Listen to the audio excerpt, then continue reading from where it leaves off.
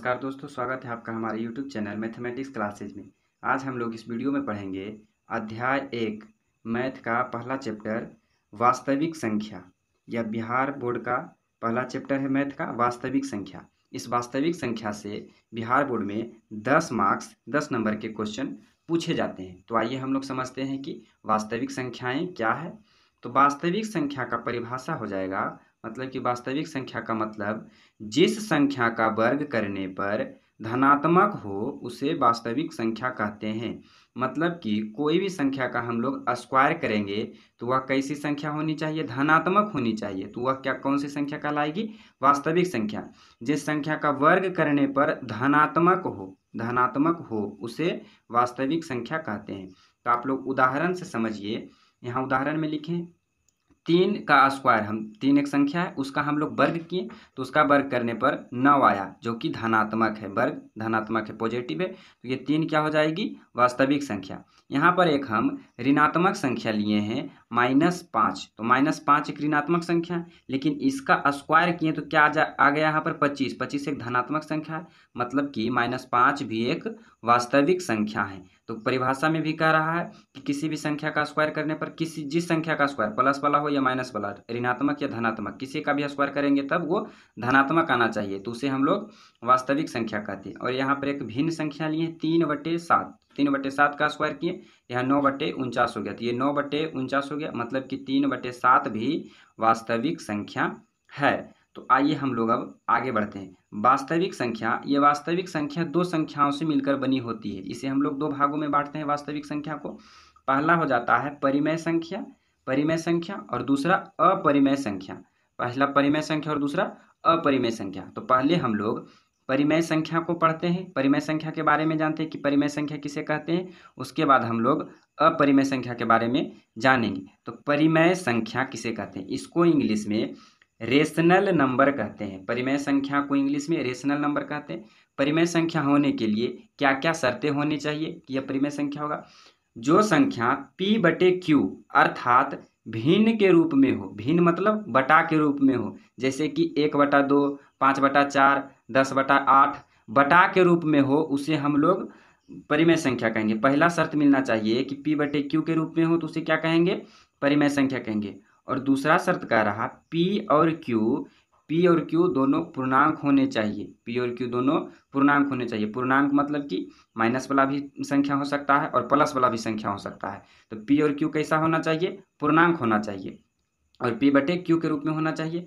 और तीसरा संख्या है तीसरा शर्त है एक परिमेय संख्या होने का कि Q बराबर नॉट जीरो, ये जीरो है, ये जीरो है, ये शून्य है। Q बराबर जीरो नहीं हो, अर्थात P/Q के रूप में होगा। लेकिन यहाँ जो Q है, Q के स्थान पर जीरो नहीं होना चाहिए, जैसे कि 1/0 ये नहीं होना चाहिए, मतलब कि बटा के नीचे जीरो नहीं होना चाहिए, उस तब वो परिमेय संख्या कहलाएगी।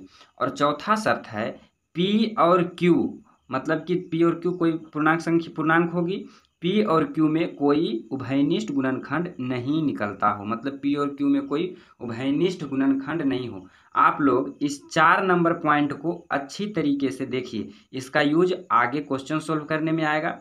इस पॉइंट को ध्यान में रखिए, P और Q में कोई उभयनिष्ठ गुणनखंड नहीं हो। तो आइए हम लोग देखते हैं कि परिमेय संख्या किसको कहते हैं। एक उदाहरण से समझते हैं। ये 4 शर्त होना चाहिए परिमेय संख्या होने के लिए। तो हम लोग P/Q, पहला P/Q होना चाहिए। हम लोग ये जीरो लिखते हैं, ये जीरो है, जीरो भी एक परिमेय संख्या है, जीरो एक परिमेय संख्या है, ठीक। तो जीरो एक परिमेय संख्या है। ये एक भी परिमेय संख्या होगा, एक नहीं कुछ नहीं, नीचे में एक है, यहाँ 1/2 कर देते हैं, 1/2 परिमेय संख्या है। 3/5 परिमेय संख्या है। ये 22/7 ये भी परिमेय संख्या, इधर माइनस में भी लिख सकते हैं, -1/3 परिमेय संख्या है, कोमा -5/2 भी परिमेय संख्या है। यहाँ हम ये P हो गया और ये Q हो गया, यहाँ बटा है, P और Q के रूप में लिख दिए। परिमेय संख्या इस तरह के रूप में होगा। लेकिन आप लोग जीरो पर विचार कीजिएगा, आप लोग गलती नहीं कीजिएगा कि जीरो जो है, ये जो जीरो है, ये जीरो भी एक परिमेय संख्या है। तो 0/1 इसको लिख सकते हैं, जिसका बटा में, जिसका नीचे में कुछ नहीं, उसका 1 है, बटा में 1 है।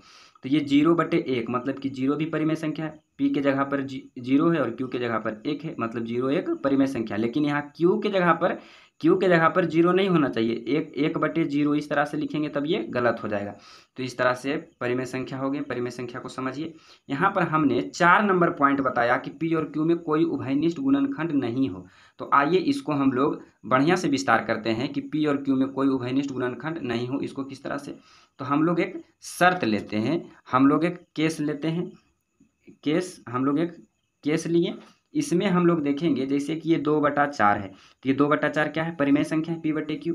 इसको हम लोग 2 को इस तरह से लिख सकते हैं 2 × 1, और इसको 2 × 2 लिख सकते हैं। यहाँ पर ये जो 2 और 2 है, 2 और 2 ये क्या हो जाएगा, ये इसका तो इस तरह से आंसर लिख सकते हैं इसमें 1/2, और ये 2 और 2 क्या है, ये मानक परिमेय संख्या, मानक परिमेय संख्या, ये मानक परिमेय संख्या है।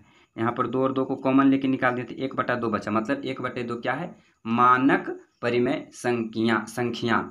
अब यहाँ पर लिखेंगे हम लोग, यहाँ पर देखेंगे कि कोई भी परिमेय संख्या हो, यहाँ पर समतुल्य परिमेय संख्या, समतुल्य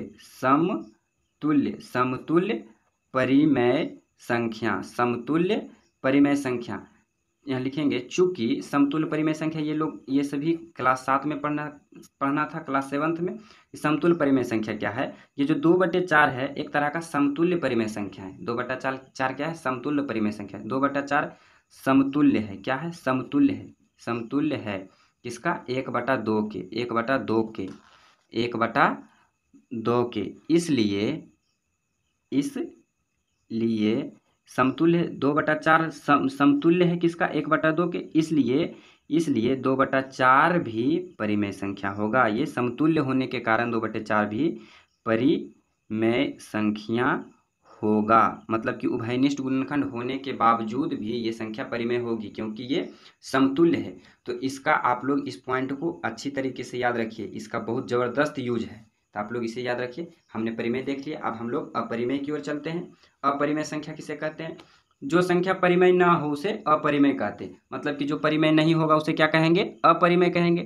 तो अपरिमेय का उदाहरण पहला देखिए, जिस संख्या का पूरा वर्गमूल या घनमूल नहीं निकलता हो, मतलब कोई भी संख्या जिसका वर्गमूल पूरा नहीं निकलता हो या घनमूल पूरा नहीं निकलता, उसे हम लोग अपरिमेय कहेंगे।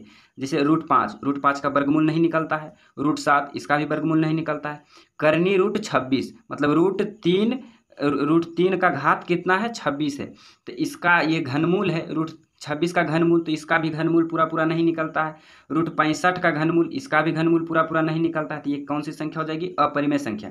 और दूसरा उदाहरण है अपरिमेय का, जैसे कि यहाँ पर लिखा हुआ 2.10 फिर 100 100 मतलब यहाँ पर 0 बढ़ता जा रहा है, रिपीट हो रहा है, रिपीटिंग, यहाँ पर रिपीट हो रहा। तो देखेंगे कोई भी संख्या में जब रिपीट होगा तो वह अपरिमेय होगा। यहाँ देखिए 1.199 मतलब यहाँ पर 9 का रिपीटिंग हो रहा, तो ये कौन सी संख्या हो जाएगी, अपरिमेय संख्या हो जाएगी।